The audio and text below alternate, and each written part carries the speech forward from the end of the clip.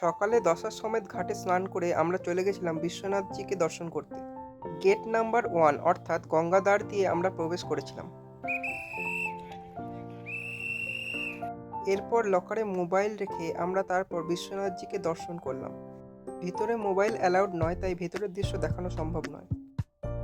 এখানে কিছু খাবারের দোকানও রয়েছে, আপনারা চাইলে খেয়ে নিতে পারেন। বিশ্বনাথজিকে দর্শন করার পর আমরা চলে গেছিলাম পাশেই পশুপতিনাথ মন্দিরে। মন্দিরটি খুবই সুন্দর এবং বেশ ফাঁকা ফাঁকাই থাকে, আপনারা সহজেই দর্শন করে নিতে পারবেন। মন্দিরটির একবারেই পাশেই রয়েছে গঙ্গা নদী এবং এটা মন্দির থেকে দেখতে খুবই সুন্দর লাগে। এরপর আমরা পায়ে হেঁটে চলে গেলাম আমাদের হোটেল এবং সেখান থেকেই বেরিয়ে গেলাম বিএচইউর উদ্দেশ্যে। গাদোলিয়া চক থেকে অটো করে আমরা চলে এলাম বিএচইউ, ভাড়া পড়ল 25 টাকা। এরপর আমরা দেখে নিলাম বিএচইউর বিড়লা মন্দির। এখানে বিশ্বনাথজির মতো শিবলিঙ্গও রয়েছে। বিড়লা মন্দিরটি ভিতর থেকে দেখতে এরকম।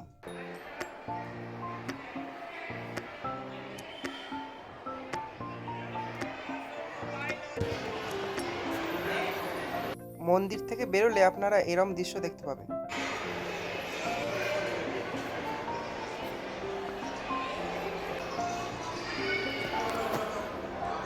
মন্দির দর্শন করে বেরিয়ে আপনারা এখানকার কোল্ড কফি অবশ্যই খেয়ে দেখবেন, দাম 40 টাকা।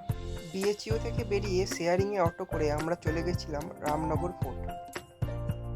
রামনগর ফোর্টের কাছে ছোলে ভাটুরে এবং লস্যি খেয়ে আমরা আবার চলে এসেছিলাম গাদোলিয়া চক এবং সেখান থেকে গোপাল হোটেল। হোটেলে 2 ঘন্টা রেস্ট নিয়ে আমরা চলে গেছিলাম দশাশ্বমেধ ঘাট, এখানকার ফেমাস গঙ্গা আরতি দেখব বলে। সময় 6টা বেজে 15 মিনিট, আমরা চলে এসেছি দশাশ্বমেধ ঘাটে।